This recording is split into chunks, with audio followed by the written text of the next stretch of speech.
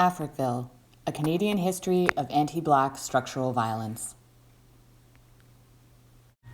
The community of Africville was located in Halifax, Nova Scotia, on the shores of the Bedford Basin.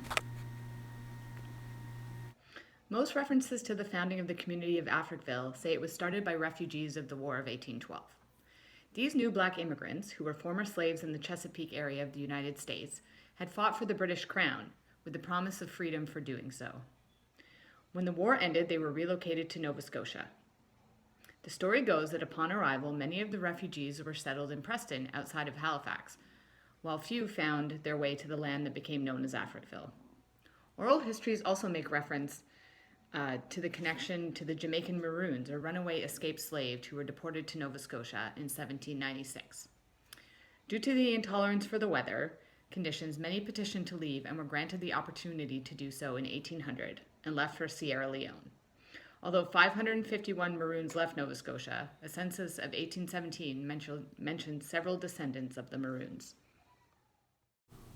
From the very beginning, the people of Africville lived in a society that was overtly racist towards people of African descent.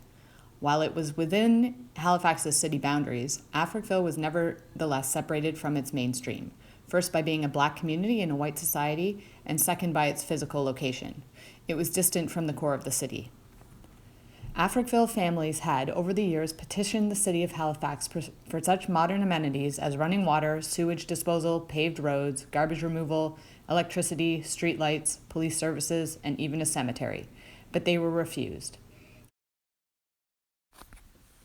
The city of Halifax experienced an industrial boom, and its population more than doubled between 1851 and 1915. Africville felt the negative brunt of this development. The city permitted industrial growth along the shores of the Bedford Basin to encroach on the residential area of Africville. A bone meal plant that manufactured fertilizer was constructed just a few hundred meters from the settlement. A cotton factory, a rolling mill, nail factory, a slaughterhouse, and a port facility for handling coal, as well as the neighboring dump. Municipal records show that the city fathers saw Africville as a place to be expropriated for the city's use, something that could be done because the Africvillians were Black and poor. These residents had no social, political, or economic power to stop the city from using their community as a dump, in every sense, and from taking their land. In 1963, the municipality of Halifax commissioned the Rose Report. The recommendations in the Rose Report created a clear path forward for the city to expropriate the land, relocate its residents to public housing, provide legal aid to residents to purchase new homes where possible, and provide residents with support.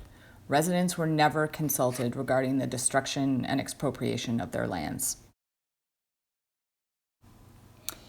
In an article called The Black Ghetto That Fears Integration by Susan Dexter that appeared in Maclean's magazine July 24, 1965, a quote states, "The aldermanic surprise at Africville's reaction was due to a total lack of communication between the two groups.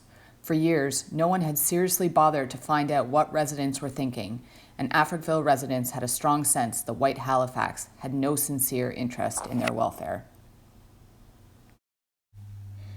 In an article in the Mail Star, November 25, 1963, The Search for a Solution, Africville was billed as a problem that needed to be dealt with. The article is of the opinion that the municipality had reached appropriate decisions and was not going to employ any heavy-handed action against residents. The destruction of Africville between 1965 and 1970 provides historical evidence of structural violence against Black Canadians. The residents of Africville were forcefully removed from their community, forced into subpar housing, and forced to become dependent on social assistance. The legacy of colonial neglect, environmental violence, and the devaluing of Black lives still persists today as many Black communities in Canada continue to face over-policing, educational streaming, and underfunded infrastructure, as well as over-representation in prison and social welfare systems. After many years of fighting and slow negotiations, in 2010, then Halifax Mayor Peter Kelly signed off on an almost $5 million compensation deal from the three levels of government, which included an apology. As a result, a replica of the church has been built and a park established on the site where Africville used to sit.